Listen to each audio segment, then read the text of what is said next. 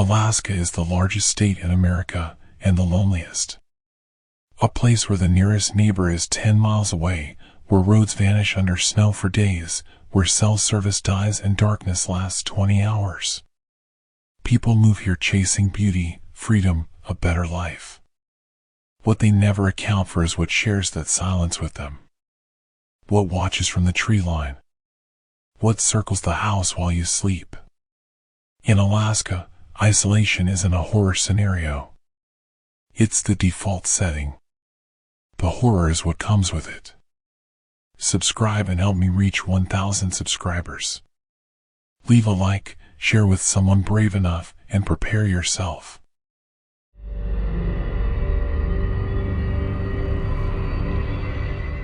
I need you to understand something before I tell you this story. I need you to understand that I am not a paranoid person. I am not the kind of woman who checks the locks twice or sleeps with the lights on or flinches at shadows.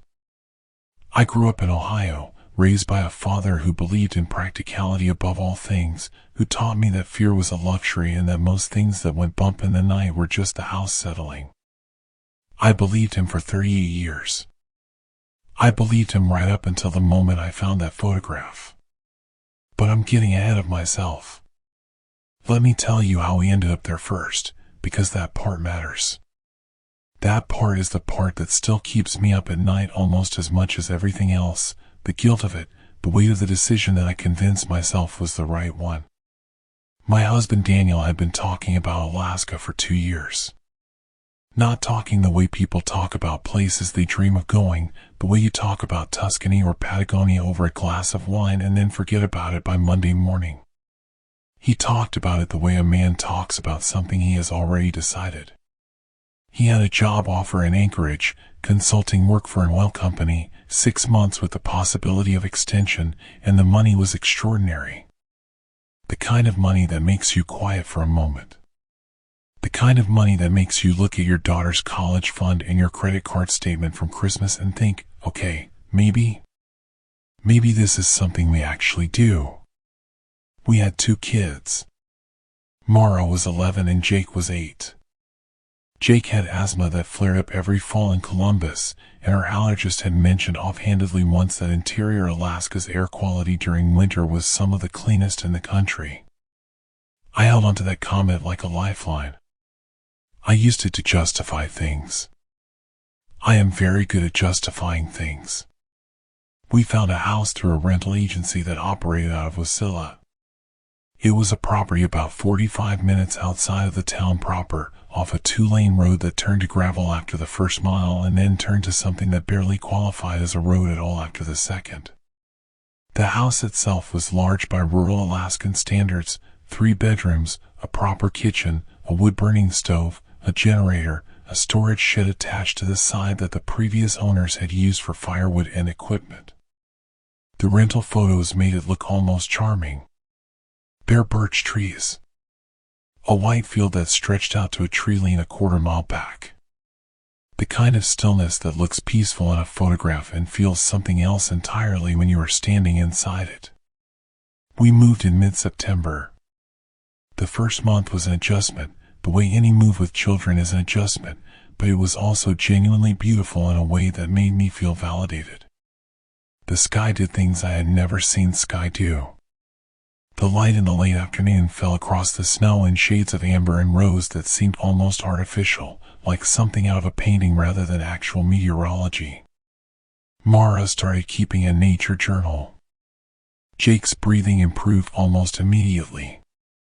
Daniel was happy in the straightforward, uncomplicated way that he had not been happy in Columbus, coming home from work energized, talking about the landscape during dinner, sleeping deeply. I cooked. I worked remotely, editing copy for a marketing firm back in Ohio that didn't care where I sat as long as I met my deadlines. We watched movies at night. We were a family doing a brave and unusual thing, and it was, for a while, genuinely fine. Then October turned to November and the darkness arrived. I don't mean darkness metaphorically.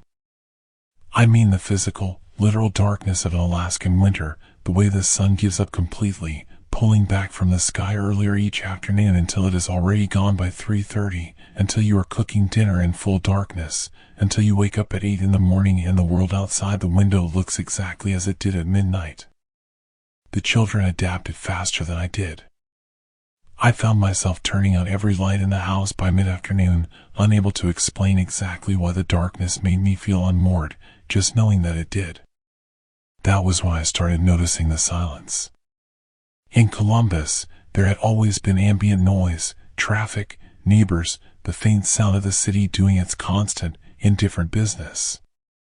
Out here there was nothing.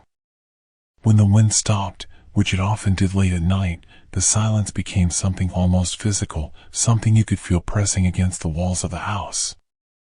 It was during those quiet moments that I began having the thoughts I didn't want to have. The ones about whether we had made the right choice. Whether the money was worth it. Whether raising children in a place this isolated was brave, or whether it was something closer to reckless, a word I did not let myself use but which sat in the back of my mind like a stone. There were no neighbors within walking distance. The nearest town of any real size was Palmer, 40 minutes away on clear roads. In bad weather, that number doubled. The school bus that picked up Mara and Jake traveled a route that took almost 2 hours each way because of how scattered the properties were out here. There was a volunteer fire station 22 miles north, and the nearest hospital was in Anchorage. I had written all of this down before we moved, looked at it, decided it was manageable. Standing in the kitchen at 4 in the afternoon watching the darkness swallow the white field outside, I was no longer entirely sure. Daniel left on a Thursday in the second week of November. The company needed him in Anchorage for a series of meetings, 3 or 4 days, he said, maybe 5. The kids were at school. I kissed him goodbye in the driveway and watched the truck pull out and listened to it disappear down the gravel road, and then there was nothing. Just the house. Just me. Just the enormous, indifferent silence of the Alaskan interior pressing in from all sides. Thursday was fine. I worked, made dinner, helped with homework, got the kids to bed. I told myself I was not lonely, which was how I knew I was. Friday it snowed. Heavy, persistent snow that the weather app said wasn't stopping until Sunday, which meant the gravel road would be impassable, actually impassable, not theoretically so. The road maintenance out here was inconsistent at the best of times, and in real snowfall it was essentially non-existent. I texted Daniel to let him know. He responded with a heart emoji and said he'd check the roads on Saturday. I stood at the kitchen window and watched the snow fall on the white field and felt something I didn't have a clean word for. Not quite fear. Not quite loneliness. Something in between, something that tasted faintly like the first note of panic. The kids helped me bring in extra wood from the shed that afternoon. I made chili. We played board games. I told myself I was a capable adult woman who had been alone before, and this was simply weather, simply geography, simply life. Friday night I heard the first scratch. I was in bed, not sleeping, scrolling through my phone with the particular aimless desperation of someone who is tired but too anxious to actually rest. The kids were asleep down the hall. The house was quiet, that specific, absolute quiet that I had come to understand meant the wind had stopped entirely. And in that perfect stillness, I heard it. A scratch against the window. Slow. Deliberate.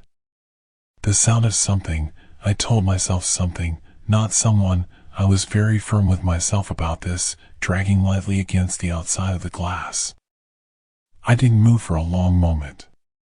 Then I reached over and turned off my phone screen so the room was completely dark. I listened. Nothing.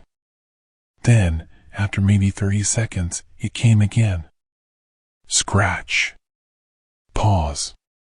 Scratch. The rhythm of it was wrong in a way I couldn't immediately articulate. Too irregular to be mechanical, too measured to be random. Like something exploring the surface of the glass. like something checking. A branch, I told myself. There's a birch tree on the north side of the house that grows close to the bedroom window. A branch in the wind. Except the wind had stopped. I sat up slowly. I moved to the window on my knees, keeping my head below the frame the way something instinctive and animal inside me demanded I do, and then I raised up just enough to look through the glass. The snow had stopped for the moment. The yard was pale and still and absolutely empty. Birch trees at the edge of the property stood white and skeletal, motionless. Nothing moved. There was nobody there. I told myself I had been half asleep and imagined it, which was the only story I could live with, and I went back to bed and eventually I slept. Saturday the scratching came again at 2 a.m. and I did not get up to look. Sunday was when I found the footprints.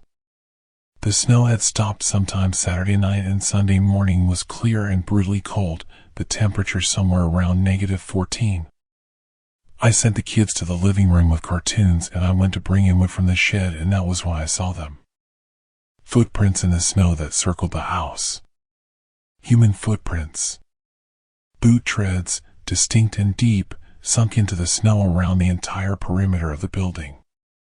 Whoever had made them had walked completely around the house. Twice. I stood very still and looked at them for a long time before I understood what I was looking at. And then my understanding of the last 3 days rearranged itself in a way that made me feel physically ill. I went inside and locked every door. I checked every window.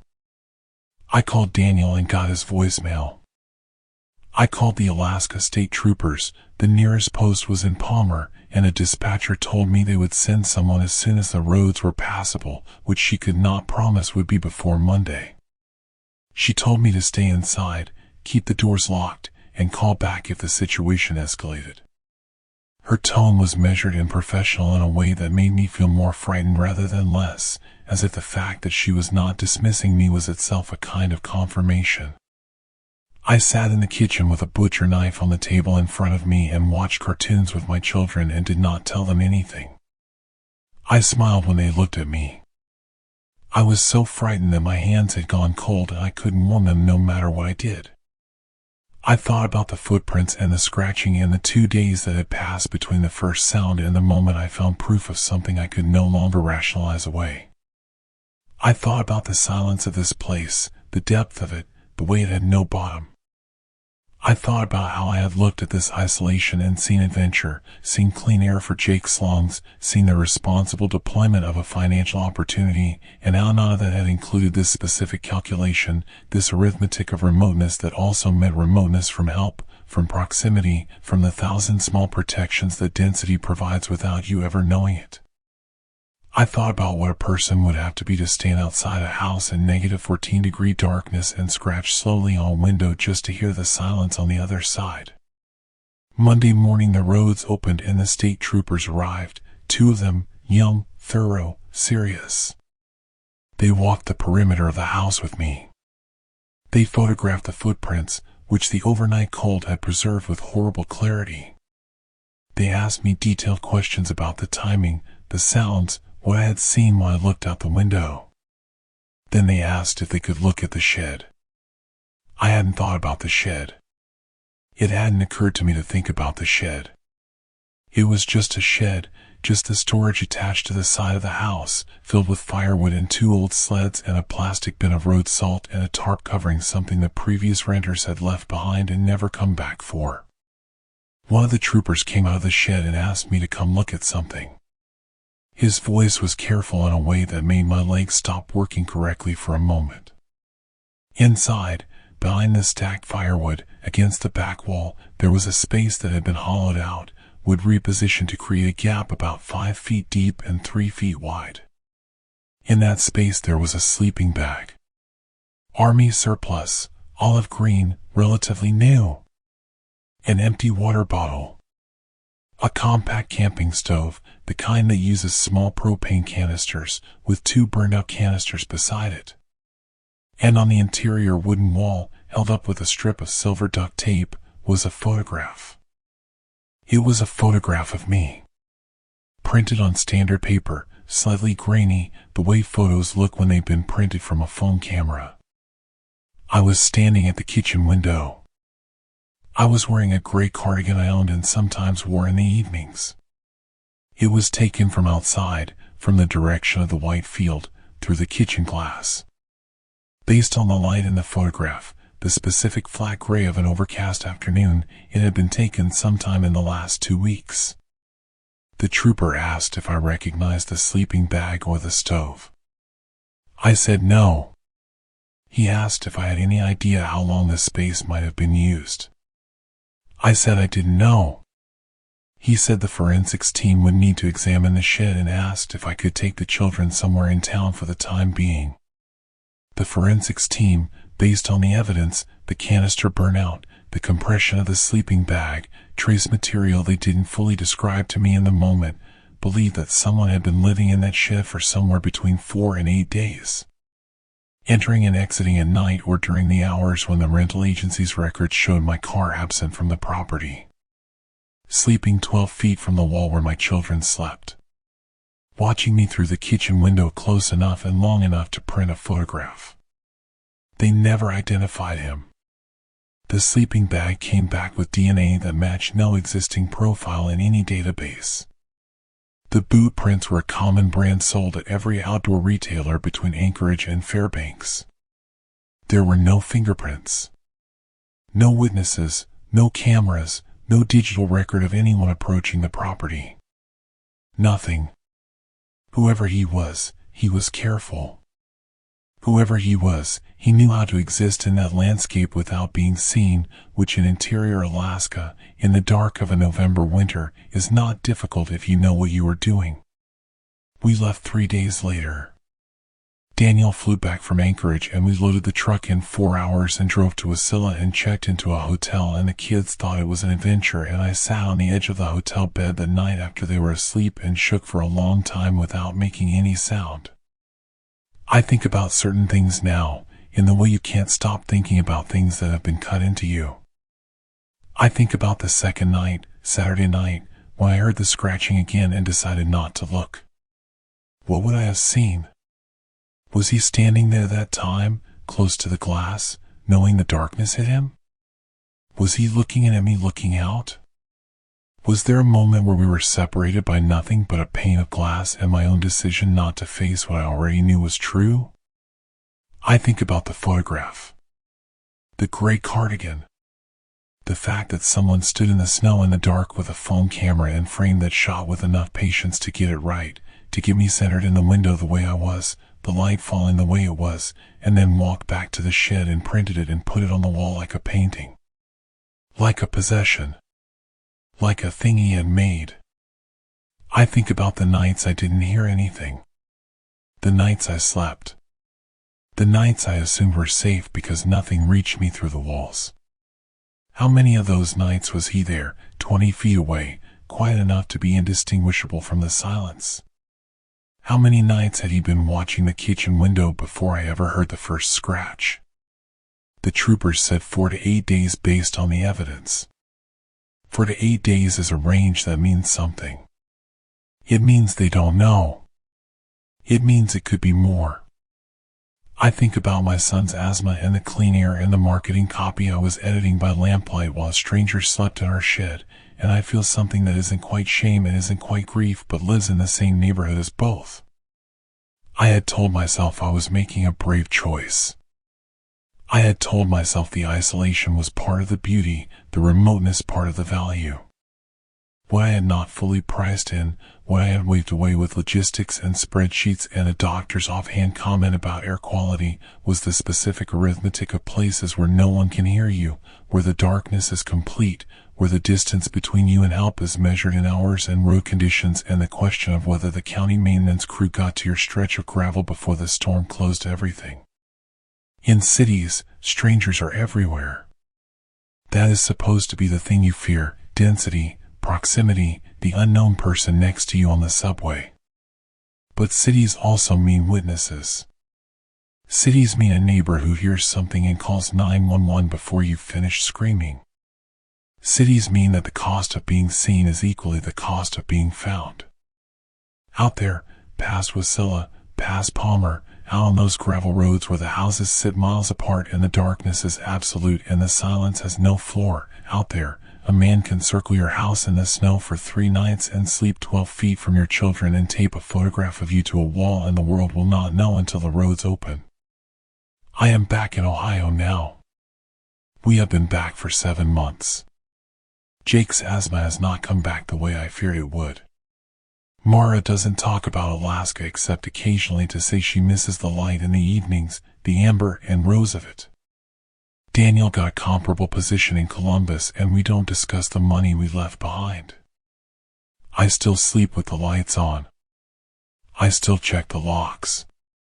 My father would say that fear is a luxury, but my father has never found a photograph of himself on a stranger's wall.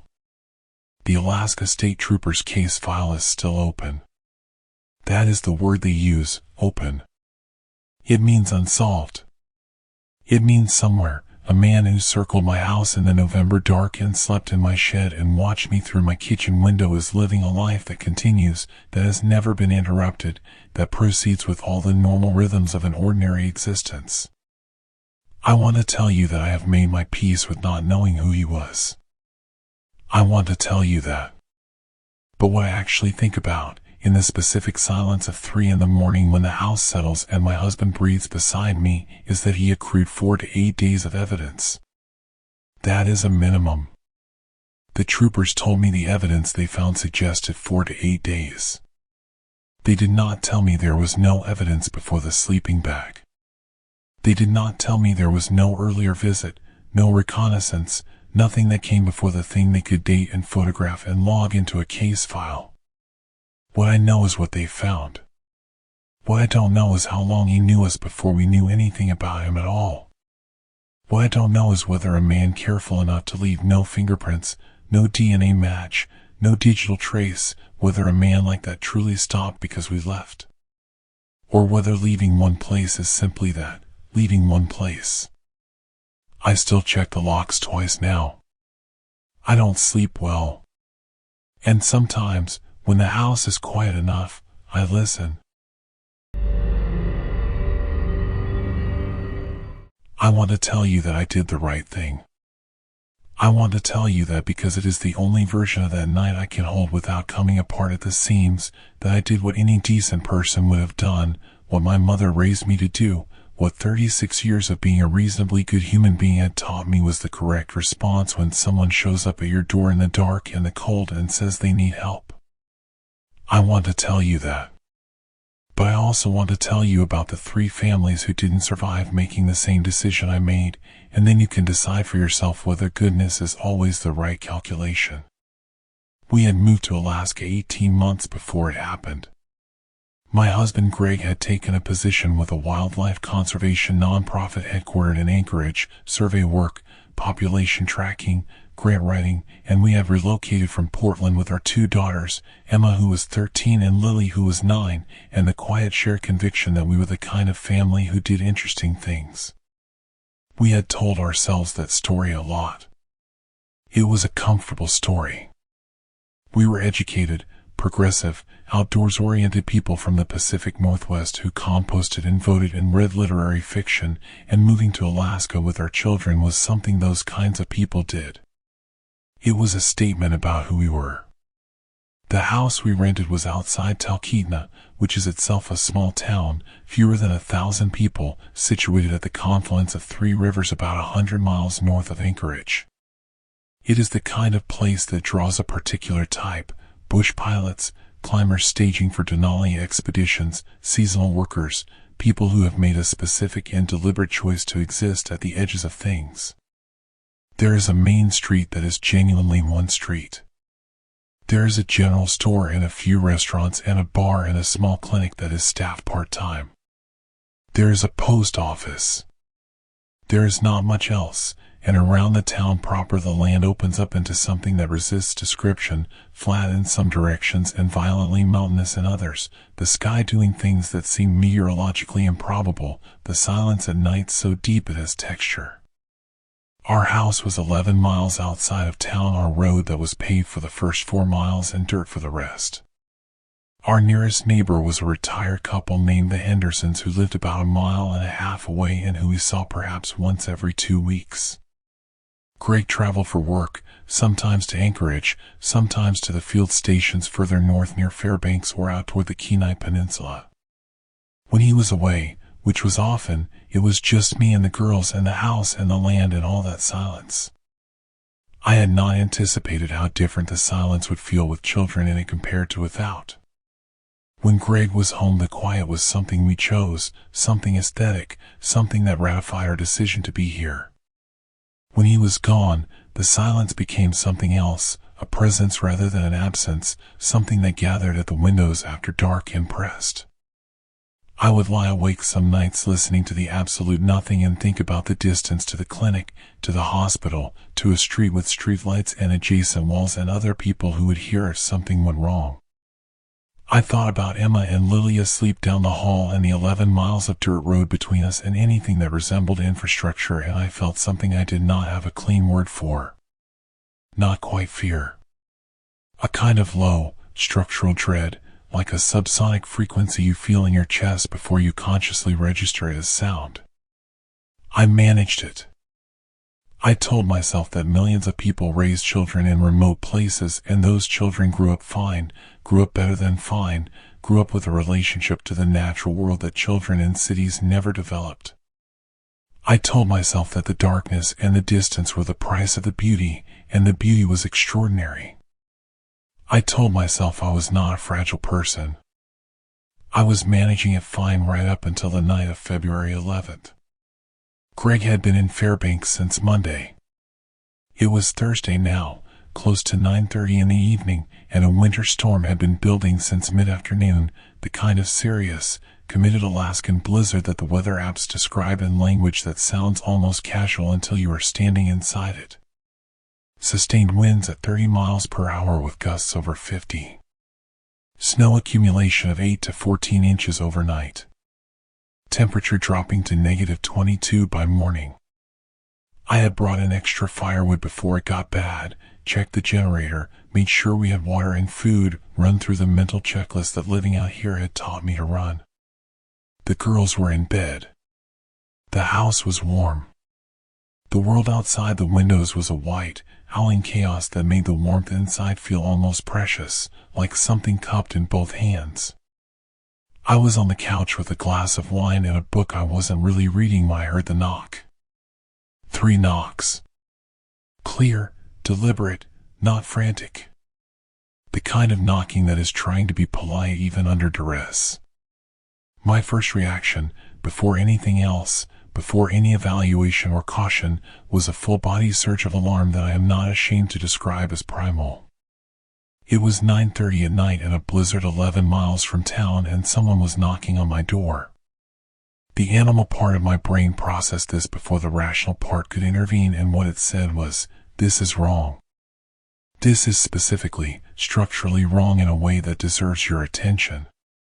Then the rational part took over, as it does, as we train it to do, and said, "It's a blizzard. Someone is in trouble. People have accidents in blizzards. Cars go off roads. People need help. This is exactly the situation for which you open your door." I went to the door and looked through the peephole. A woman. White, somewhere in her late 30s or early 40s, dark hair matted and partially frozen against the sides of her face, wearing a canvas jacket that was wholly inadequate for the conditions, the kind of light jacket you throw on to walk from a building to a car, not the kind of jacket you wear into a February night in interior Alaska. She was holding herself with her arms crossed tightly across her chest, shaking visibly. Her lips had a blue undertone that I could see even through the peephole. She was not looking directly at the door but slightly to the side, which I remember noticing and filing away and then immediately ignoring. I opened the door. The cold that came in with her was shocking even relative to what I expected, a wall of frozen air that smelled like iron and wood smoke and the particular sterile emptiness of extreme cold. She stumbled slightly coming across the threshold, and I caught her arm, and she thanked me in a voice that shook convincingly with cold. Her name was Karen, she said. Her car had gone off the road about 2 miles back, hit a patch of ice, slid into the drainage ditch on the right shoulder, not drivable. She had walked in the direction she thought would find a house. She had lost the feeling in her feet about halfway. She needed to call someone, needed to warm up, her voice caught here, she was so sorry to impose. She was so sorry. She knew it was late. I brought her inside. I sat her by the fire. I made her tea. I found a pair of Greg's wool socks and a blanket, and I gave them to her without hesitation, because what else do you do? She held the mug with both hands and thanked me repeatedly in a way that seemed genuine, seemed relieved, seemed like a person who had been genuinely frightened and was now genuinely grateful. She was good at it. I want you to understand that. She was extraordinarily, flawlessly good at it. We talked while she warmed up. She said she had been driving down from Talkeetna toward Willow, visiting a friend. She mentioned the friend's name, a plausible first name, nothing I could verify. She asked about the house, about how long we'd lived here, with the conversational ease of someone who is simply filling the silence of a difficult evening. I told her more than I would tell a stranger under normal circumstances, because circumstances were not normal, because she had knocked on my door half frozen in a blizzard, because the social contract of emergency had shifted the parameters of what felt appropriate to share. I told her my husband was in Fairbanks. I told her my daughters were asleep down the hall. I told her we'd been here about 18 months. She nodded. She sipped her tea. She made a small, sympathetic sound about the difficulty of winters out here. She asked, with what seemed like idle curiosity, whether Greg traveled often. I said yes, fairly often. The work took him away sometimes for a week at a time. She nodded again. She looked at the fire. I called the Alaska State Troopers dispatch to report the car in the ditch and was told that road crews would not be operational until the storm passed, which was not expected before early morning. I called the number she gave me for her friend and it rang without answer. I told her she was welcome to stay in the guest room for the night and leave when the roads were clear in the morning. She thanked me with an earnestness that I found touching. She asked if she could use the bathroom to clean up. I showed her where it was. I went to the kitchen to make more tea. I am trying to remember now, with the obsessive precision of someone who has replayed a thing 10,000 times, whether anything snagged me during those first 2 hours. Whether there was a moment where something didn't fit, some small wrongness that I registered and dismissed. The honest answer is that there were 2 things, and I dismissed both of them completely. The first was the jacket. Not the inadequacy of it, that could be explained by emergency, by someone who had gotten into a car without planning to be outside. What was strange about the jacket was that it was dry. Not completely dry, not bone dry, but drier than it should have been for someone who had walked 2 miles in an active blizzard with 50-mile-per-hour gusts. The snow should have been driven into every fiber. Her hair was wet and partially iced, yes, but the jacket's core was dry in a way that suggested she had not been outside for as long as she'd implied, or had not come from the direction she'd implied, or had been waiting somewhere sheltered before she knocked. The second was the moment she asked about Greg traveling. Not the question itself, a reasonable question, conversational, forgettable. But she had waited for it. She had been talking for almost 90 minutes by that point, and the question had come at a specific moment, after I had confirmed that the troopers wouldn't be out until morning, after I had told her my daughters were asleep, after the structure of the night had become clear, just the 2 of us awake, roads impassable, the nearest occupied house over a mile away.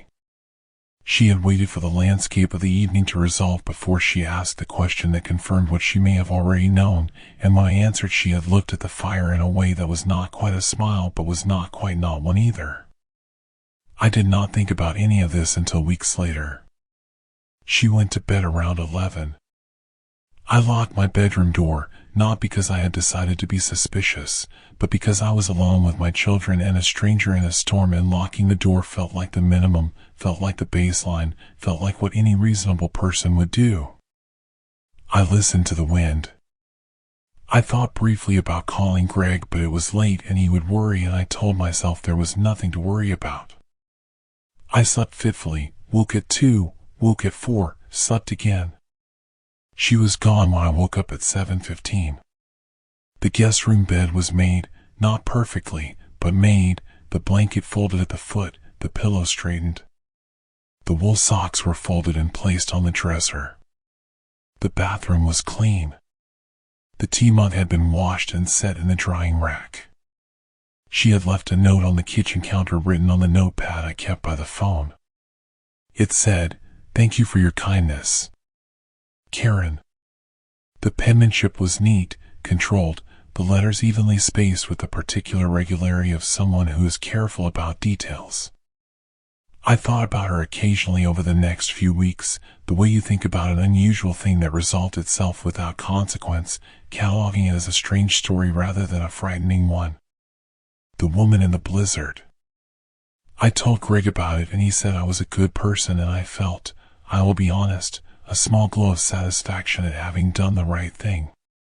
The state trooper came to my door on a Friday afternoon in early March. A sergeant, late 40s, with the careful, unhurried manner of someone who has learned to deliver difficult information efficiently. He asked if I had hosted a woman named Karen during the February storm. He described her. I said yes. He asked if I still had the note. I did. I had left it on the counter for weeks, never quite throwing it away. He asked if he could take it. He bagged it. He asked me to describe the evening in as much detail as I could, which I did, and he wrote things down without reacting to any of them. Then he told me. The name she used was Karen, sometimes Carol, occasionally Catherine. She had been documented in connection with a pattern of incidents stretching back approximately 3 years across a corridor of rural properties between Talkeetna and Glen Ellen. The pattern was consistent: a woman alone or with children, a male partner absent, a night with impassable roads, a knock at the door. She would stay one night in almost all cases. In 6 of those cases, the resident had let her in and reported the experience afterward as unremarkable. In 3 of the remaining cases, the resident, always a woman, always alone at the time, had disappeared within 4 to 10 days of the visit. No bodies had been recovered. No forensic link between Karen and the disappearances had been established that was sufficient for prosecution. She had never been charged. The sergeant said this to me in the voice of a man who has said difficult things many times and has learned that the plain delivery of facts is its own form of mercy. He asked if anything unusual had happened in the weeks following the visit. I said no. He said that was good. He said they were continuing to investigate. He gave me a card with a case number on it. After he left, I sat at the kitchen table for a long time without moving. 3 women. 3 women who had done exactly what I had done: opened a door, offered warmth, followed the social contract of emergency, and then vanished within 10 days. And me, the 7th or 8th or 9th iteration of this approach, and I was sitting here at my kitchen table with a case number on a business card because somehow, for reasons I could not identify and the trooper had not offered, she had decided to leave. I have rebuilt that evening approximately 10,000 times since March. I have walked through it minute by minute, image by image, looking for the moment of divergence, the thing I said or did or didn't do that separated me from the 3 women who disappeared, trying to find the variable that explains why I am here and they are not. I have not found it. I have found the dry jacket and the question about Greg and the look at the fire that wasn't quite a smile, but those things do not tell me why she left. They only tell me that I miss them. What I cannot stop thinking about is the 4 to 10 day window. The trooper said the disappearances occurred 4 to 10 days after the visit. Not immediately. Not that night. She She was warm and grateful and real enough that none of the women reported concern, and then she left, and then within 10 days something happened. Which means the visit was not the event. The visit was the reconnaissance.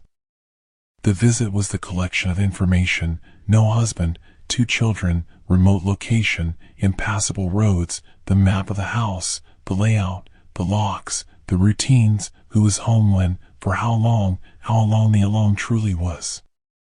She was good at seeming like a person who needed help because that was the safest and most reliable way to get inside a house and learn everything she needed to know.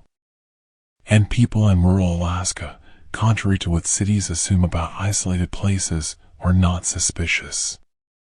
They are, if anything, more open, because the culture of frontier mutual aid is real, because people out here know that the distance to help is real, because everyone who has chosen to live in a place this remote understands implicitly that the social contract of emergency is also the contract that applies to them when their car goes into a ditch.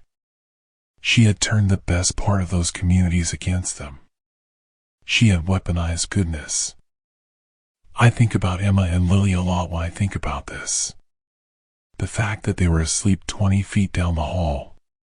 The fact that Karen had been told this. The fact that she had sat by my fire with that information and drunk her tea and looked at the fire in that way and then made the decision, for whatever reason, in whatever calculus she ran, to fold the blanket and wash the mug and write a thank you note in neat, even handwriting and leave. We left Talkeetna in June. Greg found a position based entirely out of the Anchorage office, and we moved into a house in Eagle River, a suburb north of the city, with neighbors on both sides and a street with streetlights and a school bus that stops at the corner. The girls adapted quickly. Emma has friends now. Lily joined a soccer league. I do not miss the silence. I do not miss the beauty of it or the skies in the early evening or the feeling of existing at the edge of things. I do not miss any of it the way I thought I would. What I feel about that place is something closer to what you feel about a situation you walked away from without fully understanding how, a specific, chastened gratitude that is also its own kind of horror, because gratitude of that texture is really just the shadow of what didn't happen. The case is still open. Karen, or Carol, or Catherine, has not been identified. The 3 missing women have not been found. Somewhere in the corridor between Talkeetna and Glen Ellen, along those dirt roads and gravel routes between isolated houses, there may be a woman right now standing in the snow in a dry jacket waiting for the right storm. This is the part that will not leave me alone at 3 in the morning, the part one cannot metabolize and set down. She washed my mug. After everything she was doing and had done, she washed the mug and folded the blanket and wrote thank you for your kindness and careful, even letters on a notepad. And I still don't know whether that was contempt or whether, for one night in a warm house with someone who treated her like a person, some part of whatever she had become felt something. I don't know which one is more frightening. I have thought about it for 8 months now and I am no closer to an answer. The trooper's card is still in the kitchen drawer. The case number is still open. And I still, every night without exception, lock every door. There is a particular kind of morning in interior Alaska that I have never found the right words for, even now, even after everything. The kind where you wake up and the light through the curtains is that specific shade of blue-white that means fresh snow fell overnight, and before you are fully conscious, before the day has assembled itself into obligations and logistics and the 100 small frictions of family life, there is a single, perfect second of stillness. A second where the house is warm and your husband is breathing beside you and your daughter is asleep down the hall and the world outside is clean and silent and entirely yours. That second ended the morning I walked onto the front porch and saw my name in the snow. But I need to tell you how we got there first, because that is the part that still matters to me in ways I am still working through, the part that lives in the chest rather than the mind. The part that was mine before it became a police report. My husband David had been offered a position with a civil engineering firm contracted to work on infrastructure projects across the Mat-Su Valley, bridges, culverts, drainage systems for the expanding road network north of Wasilla. It was good work, stable work, the kind of multi-year contract that doesn't come along often and that carries the specific gravity of something you don't say no to if you have any sense. We had been in Scottsdale for 9 years, which is a long time to live somewhere that doesn't feel like home. The heat wore on David in a way it didn't wear on me, but it wore on both of us in subtler ways, the sameness of it, the sprawl, the way every year dissolved into every other year without the weather to differentiate them. Our daughter Sophie was 12 and had grown up surrounded by concrete and pool decks and the particular cultural texture of suburban Arizona, which is to say she had grown up with almost no relationship to the physical world beyond what was engineered and air-conditioned. I had grown up in rural Vermont. I knew what seasons were. I knew what it meant to live somewhere the land was larger than the infrastructure, somewhere the dark was actually dark and the quiet was actually quiet. I had a complicated nostalgia for it that I fed with books and photographs and the occasional weekend camping trip that was never quite enough to satisfy whatever I was hungry for. When David came home with the Alaska offer and spread the contract papers on the kitchen table and looked at me with that particular expression he had that meant he had already made up his mind but wanted me to arrive there independently, I felt something unlock in my chest that I hadn't realized was locked. I said yes in about 4 minutes. We found the property through an agency in Palmer, a house on 15 acres approximately 19 miles outside of Wasilla, set back from the road at the end of a long gravel drive, with a broad field in front and a birch and spruce forest beginning about a quarter mile out in every direction. The field was the thing that sold me. In the listing photographs it looked infinite, a white expanse under a low winter sky that seemed to breathe. I looked at that photograph and felt something I can only describe as recognition, which is a strange thing to feel about a place you have never been, but which I felt nonetheless. What the photographs did not convey, could not convey, by the nature of what photographs are, was the silence. Not the pleasant, restorative silence I have romanticized from Vermont childhood memories, but something of a different order entirely. The silence of the Alaskan interior in winter is not the absence of noise. It is the presence of something. It has mass and direction. On certain nights, with the wind down and the temperature at -15 and the snow absorbing every ambient frequency, it pressed against the windows with a physical insistence that made the house feel smaller than its square footage, that made the walls feel provisional. I managed it in the first months by filling the silence with routine, by making the house loud with cooking and music and Sophie's homework complaints and the particular conversational white noise of a family doing its ordinary business. I was good at this. I had always been good at managing the interior weather of a home, at keeping the emotional temperature of a space livable. It was a skill I had never named until Alaska, where the exterior silence made the interior noise feel deliberate rather than incidental, effortful rather than natural.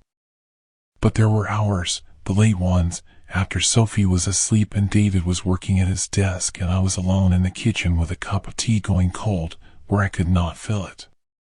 Where the silence was simply too large for whatever I could put against it. And in those hours I thought about things I did not think about during the day. About the 19 miles to Wasilla. About the fact that the road was only plowed every 48 hours in heavy snow season and that 48 hours could become 72 with budget cuts and weather backlogs.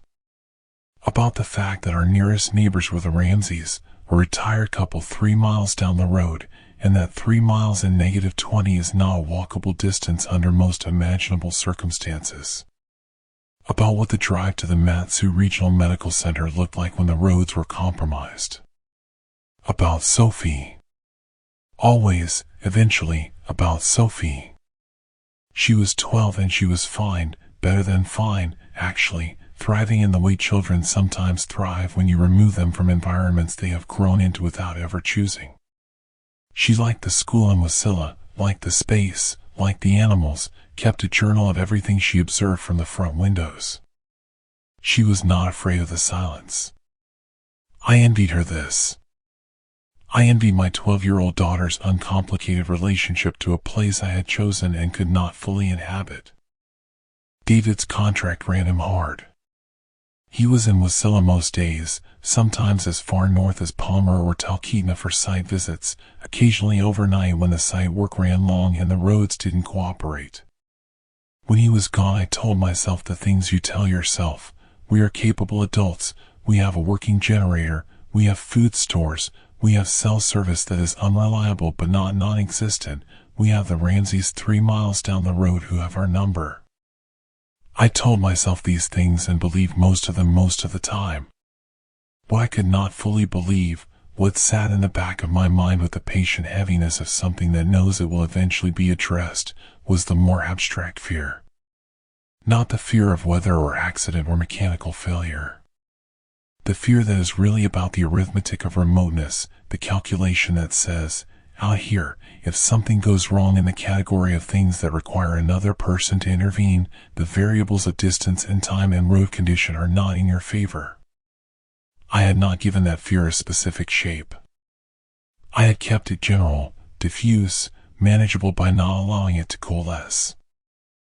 I was good at not allowing things to coalesce. February took that ability from me. David left on Wednesday for a 4-day site inspection north of Talkeetna, a bridge project over a tributary of the Susitna River that had been his primary focus for 3 months. Sophie was in school Thursday and Friday. The weather was cold but clear, the road maintained, nothing unusual in the ordinary run of the days. I did freelance curriculum development for an educational publisher, the kind of work that is entirely portable and that I could do from anywhere with a decent internet connection and sufficient quiet, both of which Alaska provided in abundance. Saturday I slept later than usual. David was not back until Sunday. Sophie was still asleep. The house was warm. The light through the bedroom curtains was that particular blue-white that meant fresh snow overnight, and for one perfect second everything was fine. I made coffee. I stood at the kitchen window and watched the field in the early light, which was pale and thin and extraordinary in the way Alaska light in February is extraordinary, slanting low across the snow and throwing long blue shadows from the birch trees at the edge of the property. I thought that whatever else was true about this place, the light was worth something. I thought that on a morning like this I understood what I had said yes to. Then I took my coffee out to the front porch because I wanted to feel the cold for a moment, which was something I had learned to do here, brief exposures, deliberate ones, as a way of making the cold feel chosen rather than imposed. I stepped out and looked at the field. My name was written in the snow. Not scratched or scuffed or traced carelessly with a stick. Written. Block letters, each one roughly 3 feet tall, pressed into the surface of the snow with a precision that suggested either a careful instrument or a very deliberate and unhurried hand. Claire. My full first name, middle of the field, oriented to face the house, oriented, I understood with a slowness that was itself a form of shock, to be read from where I was standing. As if whoever had written it had stood where I now stood and considered the sideline and positioned the letters accordingly. The coffee mug was on the porch railing. I do not remember putting it there. My body had made a series of decisions without consulting me, setting down the mug, taking 2 steps backward until my spine was against the front door, scanning the tree line in every direction with the frantic, involuntary thoroughness of something that has understood danger before the mind is caught up. The field was empty. The birch trees at the edge of the property stood white and motionless in the thin February light. The snow between the porch and the letters was undisturbed, no tracks coming toward the house, no approach path, nothing that explained how someone had written in the middle of the field without leaving evidence of getting there. Which meant they had come from the field side. From the tree line. Which meant they had been in the trees, had crossed the field, had written the letters, and had gone back the way they came, back into the dark density of the spruce and birch forest that extended for miles in every direction behind the property. I went inside and locked the door and called David, who did not answer because the site was in a dead zone. I called the Alaska State Troopers non-emergency line and got a dispatcher who was professional and attentive and who told me a trooper would come as soon as available, which given my location and current patrol deployment she estimated at 2 to 3 hours. She told me to stay inside, keep the doors locked, and call 911 immediately if I saw anyone on or near the property. 2 to 3 hours. I sat on the kitchen floor with my back against the cabinet under the sink. I don't know why there specifically. Something about it felt like the most interior point of the house, and I thought about 19 miles and 48-hour road plowing and the arithmetic of remoteness that I had kept diffuse in general and had now, in the space of 2 minutes on a porch, been given a very specific shape. Sophie was still asleep. I did not wake her. I thought very carefully about this decision and concluded that there was nothing she could do with the information except be afraid, and being afraid in a house 19 miles from town was not something I was willing to give her before I had to. So I sat on the kitchen floor and listened to the silence and waited. The troopers came in 1 hour and 50 minutes, which I later learned was because the dispatcher had flagged the call with a detail that elevated its priority. I did not know this until later. At the time I only knew that 2 patrol vehicles came up the gravel drive and I felt the specific, structural relief of other people arriving, the relief that is really just the temporary suspension of the arithmetic. They were thorough. 3 troopers total, 1 who stayed with me and Sophie while the other 2 went out to the field. I watched from the kitchen window. They photographed the letters from multiple angles. They followed the approach path into the trees. They were out there for almost 40 minutes. When they came back, the senior officer, Sergeant Dillard, a compact, serious woman in her 40s, sat across from me at the kitchen table and told me what they had found in the tree line. The approach path led to a natural clearing about 120 yards into the trees, accessible from an old logging track that connected to a county road 2 miles east of our property. In the clearing they found evidence of extended observation, a packed area where someone had stood or crouched for long periods, cigarette butts, 3 of them, different occasions based on weathering, and several partial boot impressions preserved in sheltered snow. The clearing had a clear sight line to the back and eastern side of the house. The distance was sufficient, with a decent optic, to observe movement inside lit windows without being detectable from the house. They found something else. In the clearing, tucked under a root at the base of a large spruce, protected from the weather by a folded piece of tarp, a waterproof bag. Inside the bag, 3 items. The first was a printed photograph of Sophie. Outdoors, winter clothing, what appeared to be the Wasilla School parking lot based on the background. Getting out of her car. She was looking at her phone and did not know she was being photographed. The second was a hand-drawn map of her property, the house, the shed, the driveway, the tree lines, the field, the road. It was drawn with the specific accuracy of someone who had spent time studying the property from multiple vantage points. Every window was marked. The position of the generator was marked. The woodshed was marked. There was a notation on the eastern side of the house, next to a window symbol that read "No curtain" with a small arrow. The third was a spiral notebook. Sergeant Dillard told me about the notebook in the measured, careful tone of someone who has learned to deliver information without inflection.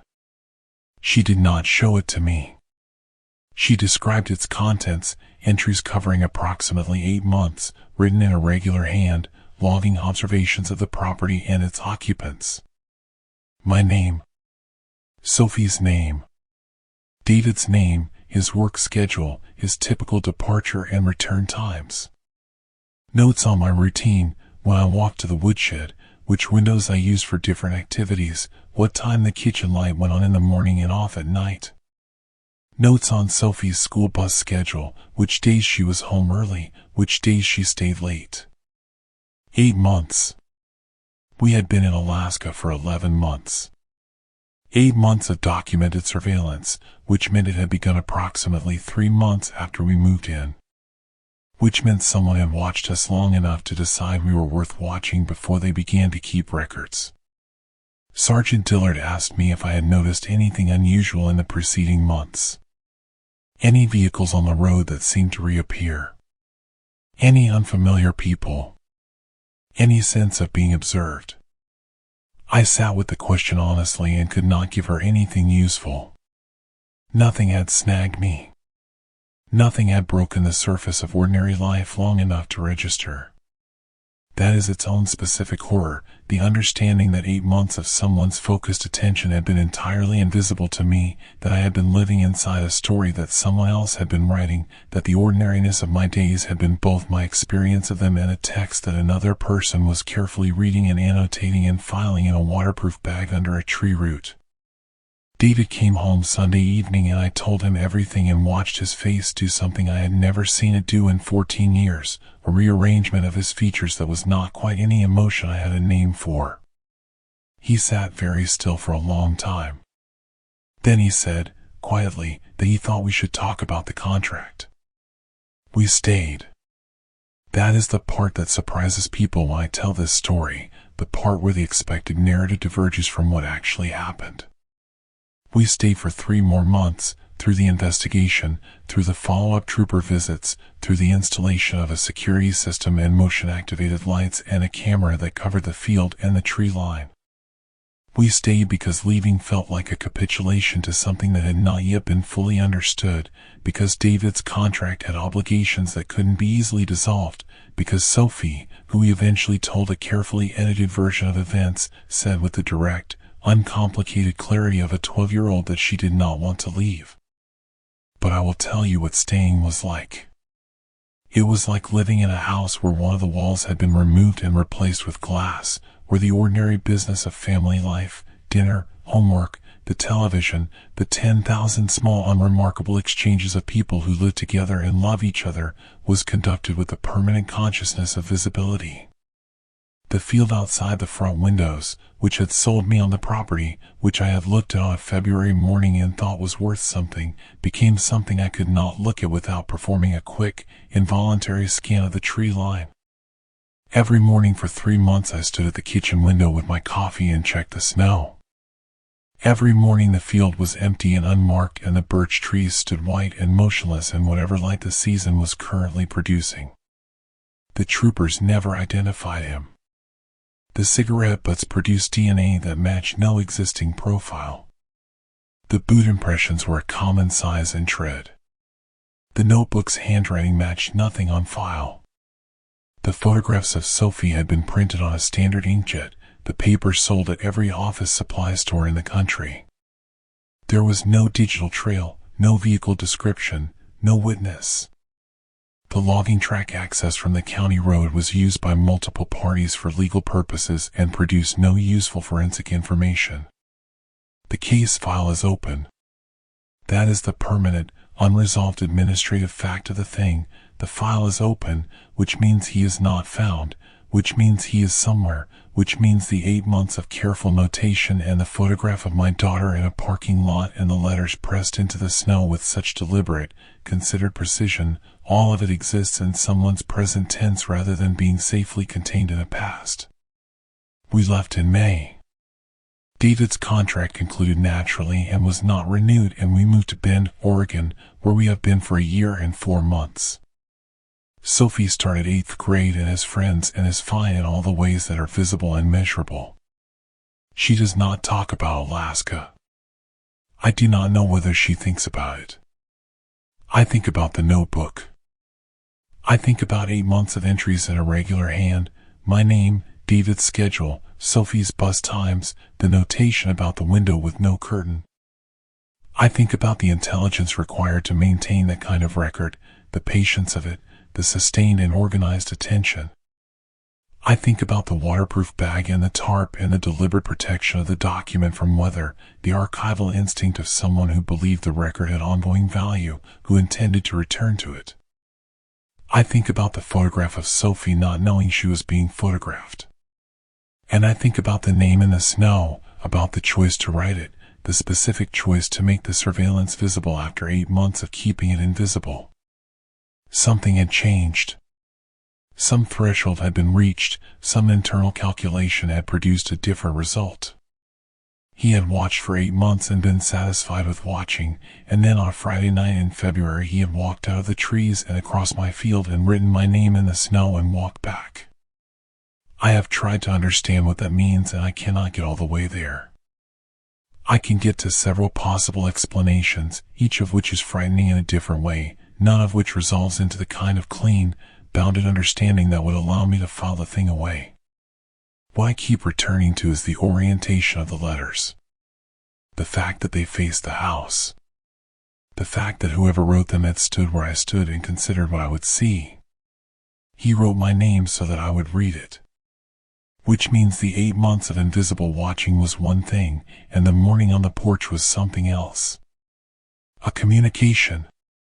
A declaration of some kind, in a language I can read but cannot fully translate, from someone who has known my name and my daughter's school schedule and the window without a curtain for 8 months, and who decided, on a Friday night in February, that it was time for me to know that he knew. The file is open. That means he is somewhere. That means the notebook exists in his possession or in a space that is his. I have not put curtains on every window in the Bend house. I have thought about it. I keep meaning to. But there is something in me that resists it, some part of me that refuses to let the fact of being watched reorganize every room in every house I will ever live in, that insists on some residual right to look out of my own windows without calculating who might be looking in. Most mornings I manage to hold on to that. Some mornings, in the thin light before the day assembles itself, I stand at the kitchen window with my coffee and I scan the yard before I can stop myself, before the rational mind can intervene, with the reflexive and involuntary thoroughness of something that learned, on a February morning in Alaska, that the clean and infinite white of an open field is not absence. It is a surface. And surfaces can be written on. I have always been the kind of person who believes in documentation. That is not a personality quirk or an anxiety response or the residue of some childhood trauma, it is simply the way my mind is organized. I am a software project manager by training and by temperament, which means I think in systems, in redundancies, in the architecture of contingency. I believe in backups. I believe in logs. I believe that the difference between a problem you can solve and a problem that destroys you is almost always the difference between having a record and not having one.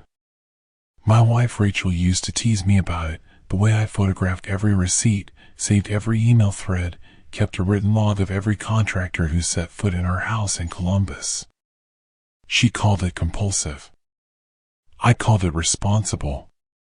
We had that argument pleasantly for 11 years. She is not teasing me about it anymore. When we moved to Alaska, to a property outside Soldotna, on the Kenai Peninsula, about 3 hours south of Anchorage on the Sterling Highway, I installed security cameras before I unpacked boxes. That is not hyperbole.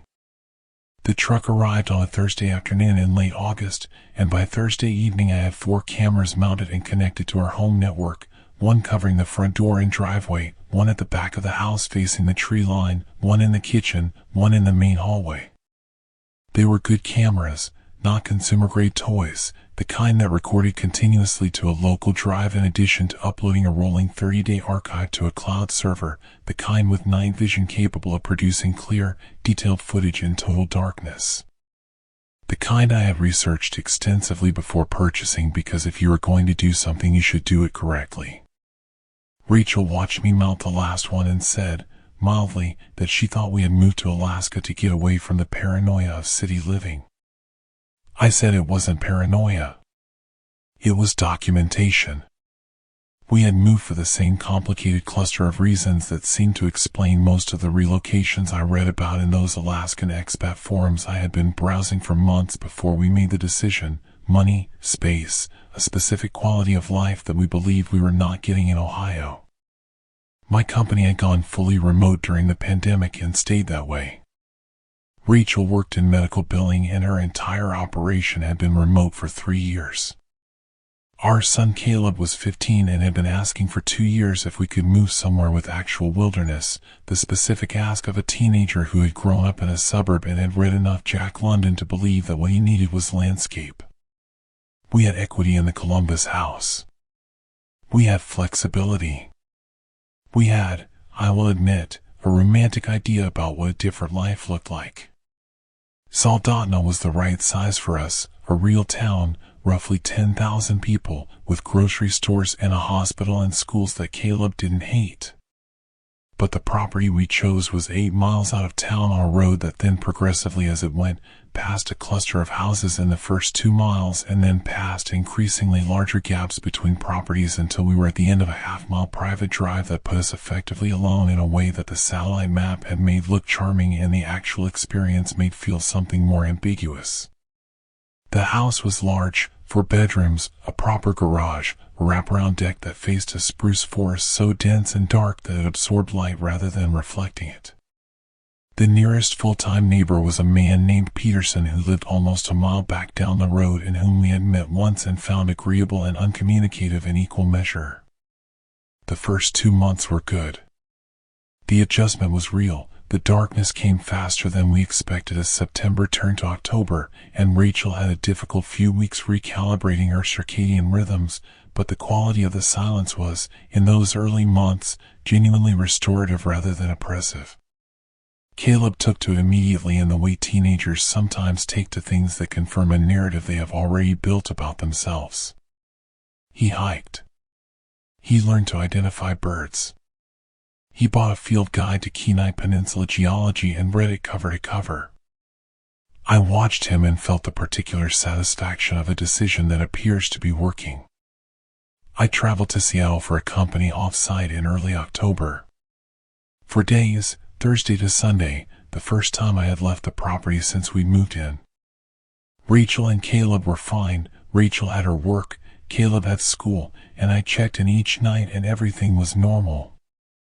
I flew back into Anchorage on Sunday afternoon, drove the 3 hours south on the Sterling Highway with the mountains doing extraordinary things on either side, pulled into our driveway, and felt genuinely glad to be home.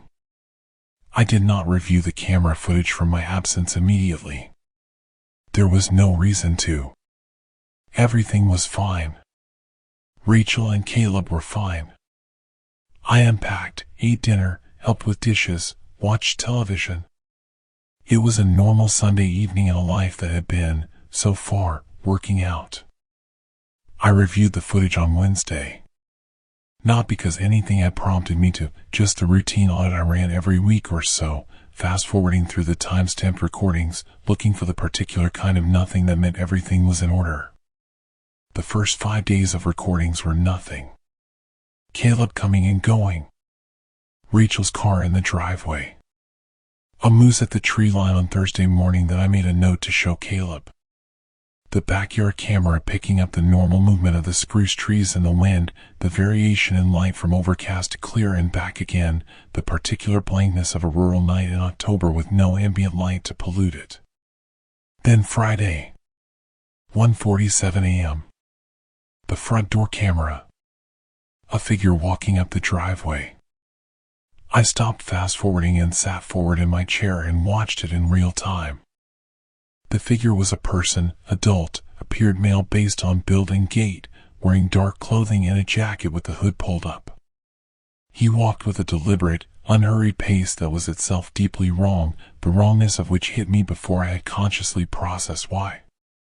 People who approach a house they have a right to approach walk with the low-level confidence of belonging. This figure walked the way you walk when you have thought carefully about where you are going and have decided that you are willing to go there.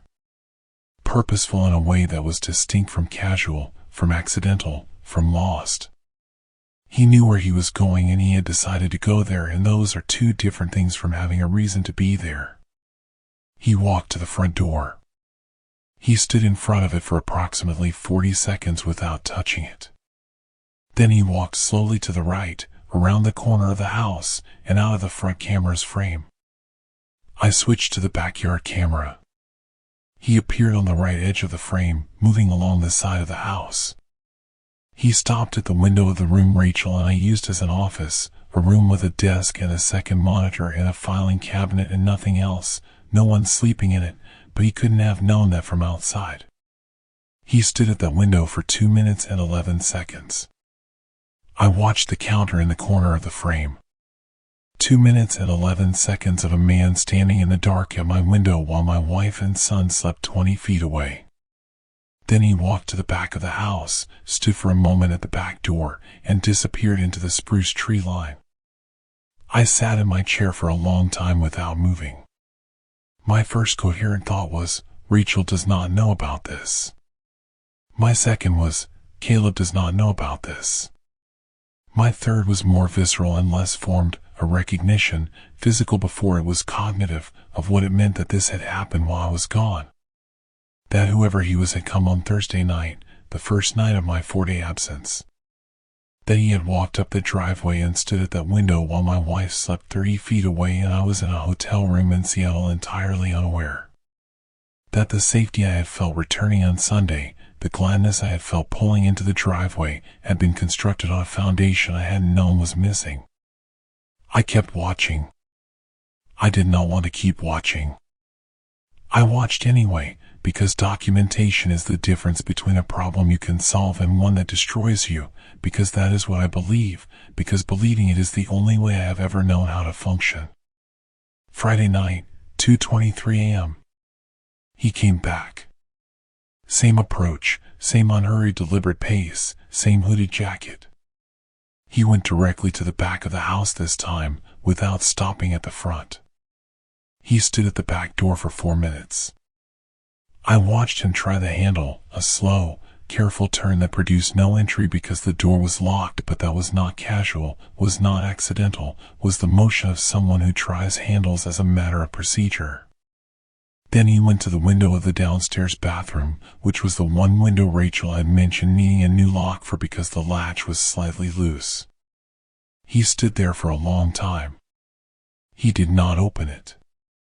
Then he went back to the tree line. I went and checked the bathroom window immediately, at 10:30 on a Wednesday morning in full daylight, and my hands were shaking in a way I had not experienced since my father's stroke 8 years ago. The latch was still intact. Saturday, 1:50 a.m. He came back. He stood at the bathroom window again. He tried the latch. It moved slightly, I could see it in the footage, the faint give of a loose mechanism, but did not open. He stood very still for a moment, as if processing the information. Then he did something that I have not been able to fully describe to anyone in a way that communicates the horror of it correctly, the specific species of horror that is different from jump scare fear or physical danger fear, the horror that lives in the understanding that a person is thinking about you, that their thoughts have a specific shape and you are that shape. He turned and looked directly at the backyard camera. Not in the direction of the camera. At it. With the specific, focused attention of someone who has known it was there and has decided that tonight is the night to acknowledge that he knows. He looked at the camera for 45 seconds.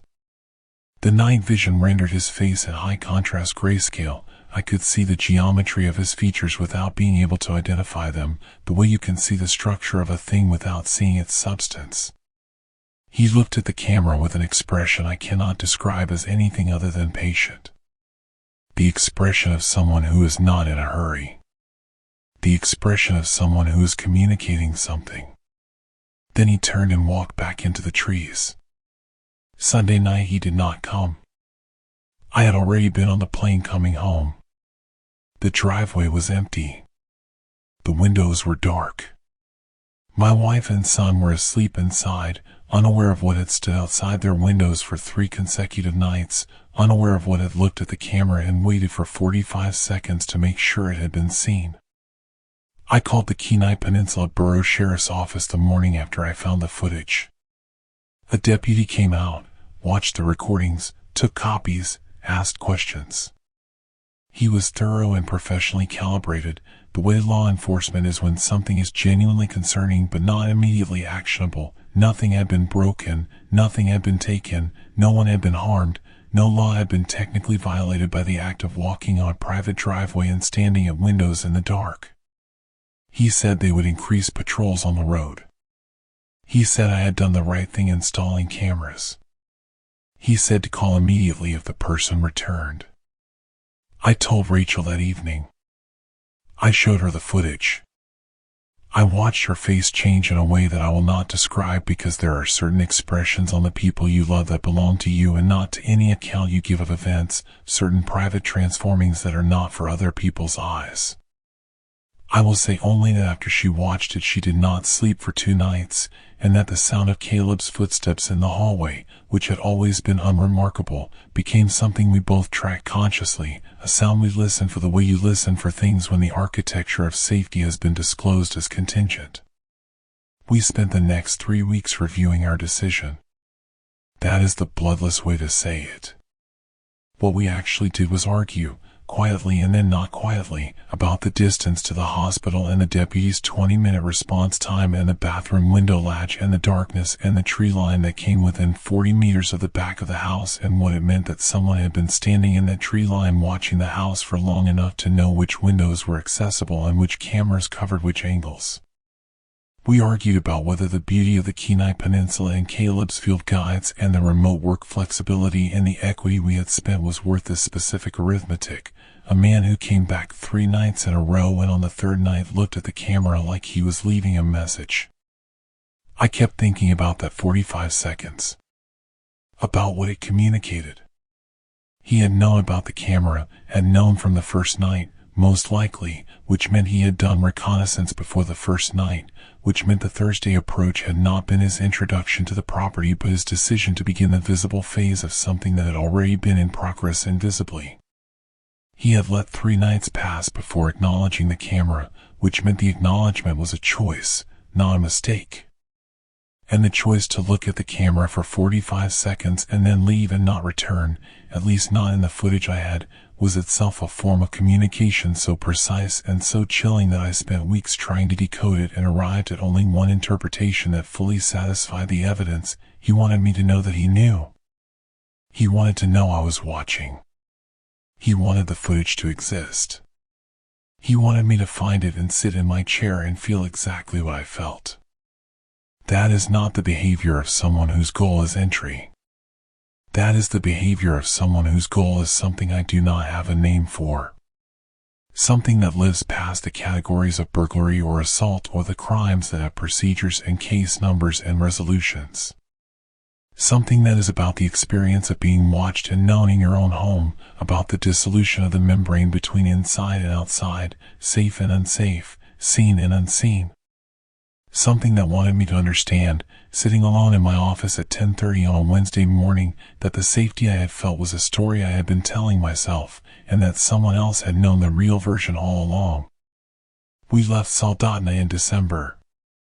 We drove back to the lower 48 with what fit in a truck and put the rest in storage and moved into a furnished rental in Portland while we figured out what came next.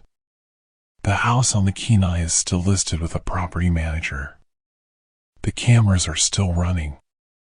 The archive still uploads to the cloud server every 24 hours, rolling 30-day retention, overriding what came before. The sheriff's office never identified him. The case, if you can call it a case, if 3 nights of a man standing outside a house and looking at a camera constitute a case in the eyes of the law, is technically open and functionally inert. There is no suspect. There is no forensic evidence. There is only the footage, which I have watched more times than I can count, which I have analyzed from every angle available to me, and which gives up nothing beyond what is plainly visible. A man who walks like someone who has made a decision, who tries handles as a matter of procedure, who knows where the cameras are and chooses when to acknowledge them. The last thing I did before we left was pull the camera drives and wipe them and reinstall them with new credentials. A gesture that was more ritual than practical, closing a door that had already been opened, latching a window that had already been assessed and catalogued by someone whose thoroughness I recognized, with deep and nauseating familiarity, as my own. I still have the cloud archive. All 30 days of footage from that period, preserved on a server in a data center in Virginia that he doesn't know about, that contains 45 seconds of his face in grayscale looking at the camera with the patience of someone who is not in a hurry. The deputy told me I had done the right thing installing cameras. The documentation gave us something, even if what it gave us was not resolution but only the precise dimensions of a fear that we had not known to have. I think about that sometimes, whether it was better to know. Whether the story I was telling myself, the story about Caleb's field guides and the Kenai Peninsula light and the decision that was working out, was worth having. Whether the version where I never reviewed the footage is a version I would choose if I could. I cannot decide. What I know is that somewhere, a man who walks like someone who has made decisions is still walking. That he looked at a camera for 45 seconds and then left. That leading was a choice. That choices have reasons. That 45 seconds is the thing I cannot put down. The patience of it. The deliberate, unhurried quality of someone who is communicating something in a language that has no words, only duration and eye contact, and the willingness to stand in the dark and be seen by the person who will eventually sit in a chair and understand, too late, that being seen was always the point. I have 4 cameras in the Portland rental. Rachel has stopped commenting on it.